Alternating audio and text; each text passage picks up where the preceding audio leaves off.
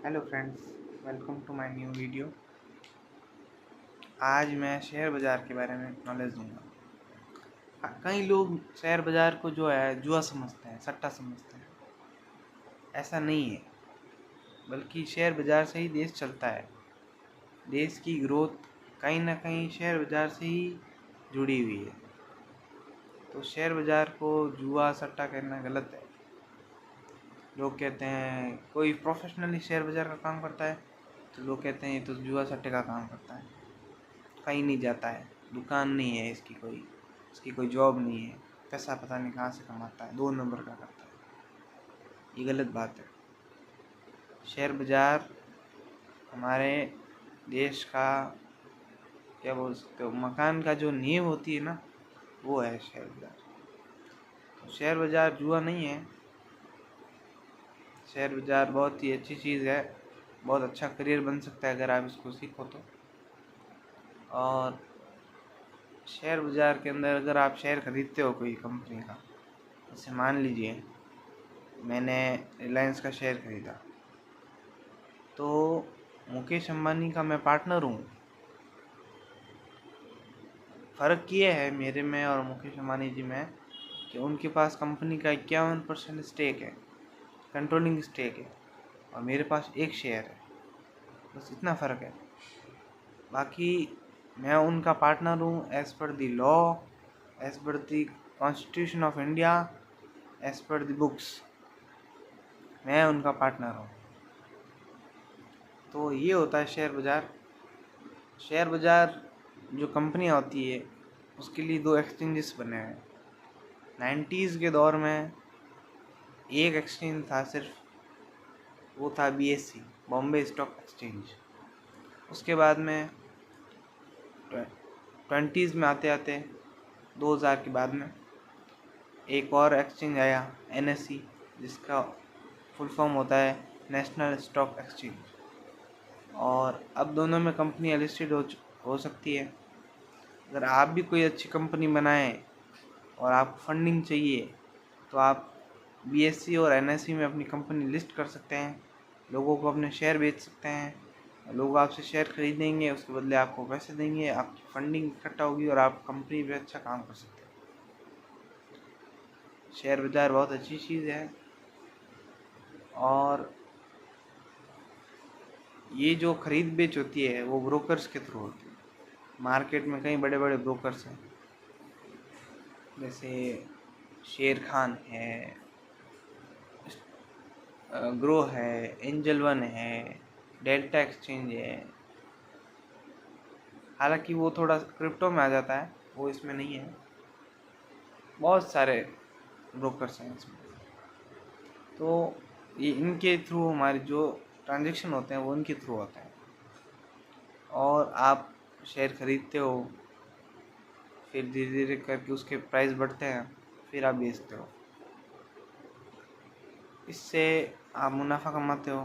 Company के पास जो आपका पैसा जाता है कुछ समय के लिए, वो कंपनी अपने काम में यूज़ करती है, तो कंपनी बढ़ती है।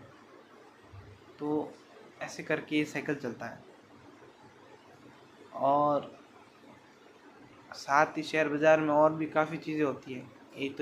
ये हो गया कि शेयर खरीदा और बेचा। इसके अलावा ETFs होते हैं, म्यूचुअल फंड्स होते हैं, गोल्ड, सिल्वर, कई चीज़ें होती हैं। जैसे आप हो, अब आपके पास सोना तो खूब है, ये सोना तो हमारे घर पे और सबके पास ज्वेलरी वगैरह खूब है। तो अब आपको फिज़िकल गोल्ड में इन्वेस्ट नहीं करना है, तो मार्केट में जो गोल्ड है वो ETF के तौर में आपको अवेलेबल है। आप गोल्ड का ETF खरीदो। जैसे मार्केट में गोल्ड की प्राइसेस ऊपर नीचे होती है, वैसे ETF की भी होती है।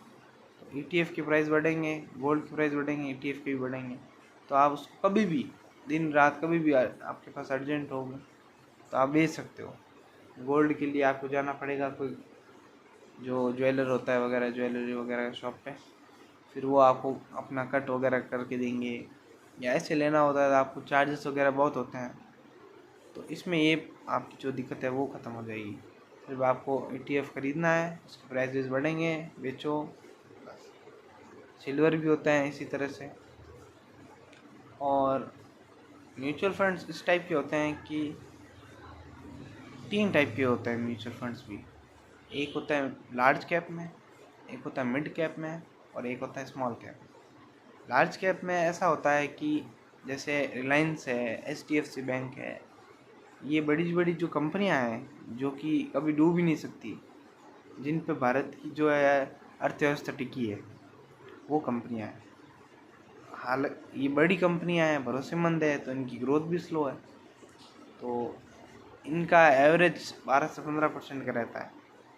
ज़्यादा लॉन्ग टर्म के लिए करेंगे तो 15% आ भी जाए, बाकी 12% तो आएगा ही आएगा इनकी ग्रोथ एनुअल रेट।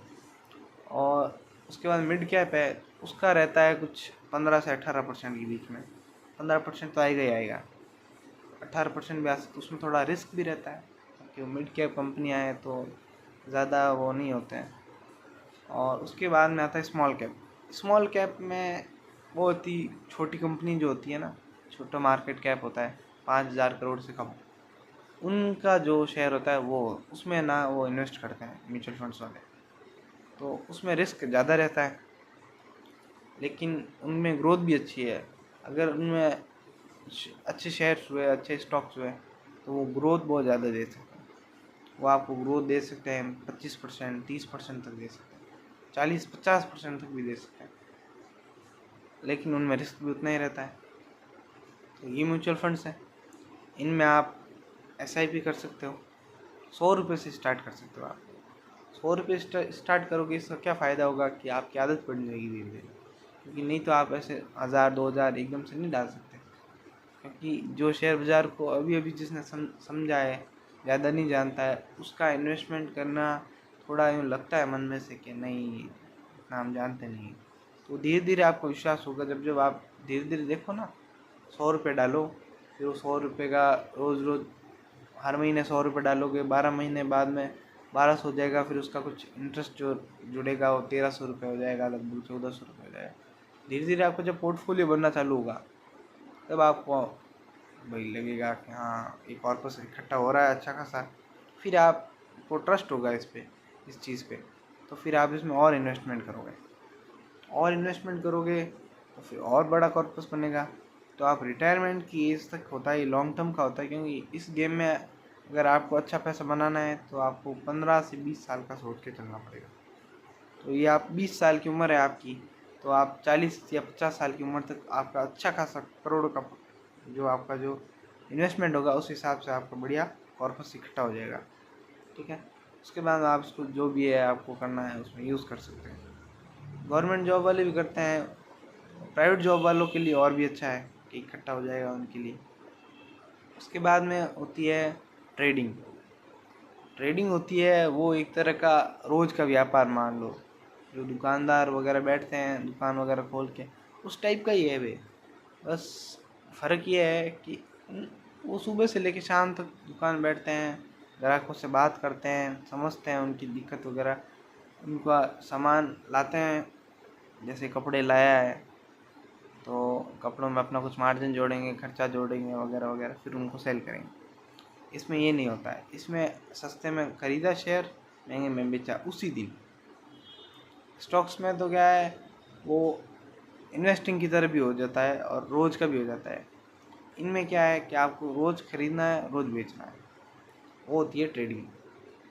ट्रेडिंग में भी स्विंग ट्रेडिंग होती है, इंट्राडे होती है, ये भी होती है। तो स्विंग ट्रेडिंग में क्या होता है कि स्विंग ट्रेडिंग में आपको लगभग सप्ताह भर, 10 दिन, महीना भर तक आपको शेयर लेना है। मान लो 100 रुपये का शेयर लिया, सब आपको लग रहा है कि यार इसकी पॉजिटिव न्यूज़ आई है तो ये बढ़ेगा, तो आपने 100 रुपये में ख़रीदा, अगले महीने उसका प्राइस बढ़ गया और 120 चला गया, तो आपने बेच दिया, तो वो स्विंग ट्रेडिंग में आएगी।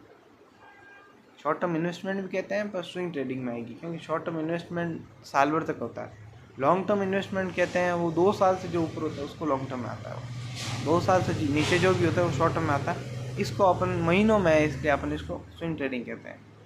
और इंट्राडे होती है, उसमें आपको रोज़ ख़रीदना है, रोज़ बेचना है। जैसे सुबह 9:15 बजे मार्केट खुलता है, उसके बाद में 9:20 पे आपने मान लो 100 रुपये में कोई शेयर खरीदा, तो वो अगर मान लो 105 पे चला गया तो 5 रुपये आपको ऊपर का जो है मुनाफा हो गया। उसमें आप अलग अलग चीज़ें होती है उसमें भी, जैसे FNO में खरीदोगे, FNO पे मैं आपको बाद में बताऊंगा, उस पर अलग वीडियो भी डिस्कस करेंगे FNO, क्योंकि बहुत ही अच्छी चीज़ है वो भी। इस पे अपन सिर्फ इंट्राडे में डिस्कस करते हैं। ये कैश इंट्राडे होती है, स्टॉक्स को खरीदते हैं, 5x का मार्जिन मिलता है। ग्रो में तो अलग अलग प्लेटफॉर्म पे अलग अलग मिलता है। ग्रो में 5x का मार्जिन मिलता है। तो जैसे आपकी कैपिटल है 10,000 रुपये, तो आपको 5x का मार्जिन मिलेगा, तो आप 50,000 रुपये के शेयर्स खरीद सकते हो, और मुनाफा उसी से हिसाब से होगा, तो फिर जो नुकसान है वो भी उसी हिसाब से होगा। 50,000 का शेयर है, तो 50,000 के आपने मान लो कोई शेयर खरीदा और उस पर 5% की ग्रोथ आई, तो आपको 50,000 पे 5% मिलेगा। और अगर उस पर 5% का जो घाटा हुआ, तो 50,000 के हिसाब से घाटा होगा। वो भी बहुत अच्छी चीज़ है। एनालिसिस करना पड़ता है, टेक्निकल एनालिसिस होता है, फंडामेंटल एनालिसिस होता है, तो वो चीज़ें होती है। तो जैसे टेक्निकल एनालिसिस होता है, उसमें चार्ट देखना पड़ता है, हैमर्स वगैरह होते हैं, कैंडल्स होती है, उनको समझना होता है, इंडिकेटर्स लगाने पड़ते हैं अलग अलग, चार्ट को समझना पड़ता है कि ये कहाँ पर जाएगा, अब ऐसी चीज़ होती है। उसके बाद में आप धीरे धीरे सीखते हो, हाँ ये ऐसा है, ये ऐसा है, फिर वहाँ से आप पैसे कमाना चाहते हो। अच्छा बिजनेस है ये, इसको बिजनेस समझ के ही चलना चाहिए। लोग उसको सट्टा कहते हैं, गलत बात है। ये अच्छी चीज़ है बिजनेस में, ये बहुत अच्छा करियर है। अगर इसको सीख गए ना आप, एक ही स्किल है, आप दुनिया भर का पैसा कमाने के लिए एक ही स्किल काफ़ी है। दुनिया भर का पैसा है इसमें, बहुत अच्छी चीज़ है। तो सीखने पे ध्यान दें। आजकल ऐसे टेलीग्राम में बहुत आ रखा है कि हम आपको दे देंगे टिप वगैरह, आप हमारा टेलीग्राम ज्वाइन कर लो। वो देते हैं, सुबह पुट कॉल ले लो, या ये शेयर भागेगा, वो भागेगा वगैरह। तो इनमें मतलब नहीं है, इनमें सट्टा ही है। फिर वो मन से कुछ बताएंगे, आप अपने मन से टिका दोगे कुछ भी, मतलब नहीं है उसमें। फिर घाटा होगा, फिर आप बोलोगे शेयर बाजार तो ये है, शेयर बाजार वो, उसमें वो नहीं है। आपको खुद को एनालिसिस करनी है, फंडामेंटल टेक्निकल वगैरह, फिर धीरे धीरे करके आप इसमें सक्सेस हो सकते हो। अच्छे चांसेस हैं। जैसे IAS IPS UPSC में 0 पॉइंट कुछ % होते हैं सक्सेस रेट, इसमें 7% की सक्सेस रेट है। बताओ, 7% की सक्सेस रेट, कौन से करियर में आपको 7% की सक्सेस रेट मिलती है? बताओ, गवर्नमेंट में मिलती है? नहीं मिलती है। इसमें आपको 7% की सक्सेस रेट है। अगर आप इसको सीख गए तो इतना अच्छा बिजनेस बन सकता है, इतना अच्छा इनकम सोर्स बन सकता है। घर पे बैठ के काम कर सकते हो, फ्रीडम है। हाँ, थोड़ा स्ट्रेस वाला काम है, तो आप इसमें रिलीफ ले सकते हो। 6 महीना काम किया तो 5-7 दिन आप छुट्टी मनाने कहीं वीकेंड्स पे चले गए, फिर उस टाइम इसको थोड़ा रेस्ट दिया है ट्रेडिंग को, तो उससे आपका माइंडसेट थोड़ा अच्छा हो जाएगा। बाकी इससे अच्छा करियर कोई नहीं। तो ये था शेयर बाज़ार। तो इसको जुआ सट्टा समझना बंद कर दीजिए। बहुत अच्छा बिजनेस है ये, सीखिए, करिए। अच्छा करियर है, अच्छा पैसा बनेगा, धीरे धीरे करना पड़ेगा। इन्वेस्टिंग है तो लॉन्ग टर्म के लिए, और ट्रेडिंग है तो आपको धीरे धीरे सीख के एनालिसिस करके करनी पड़ेगी। ऐसे है।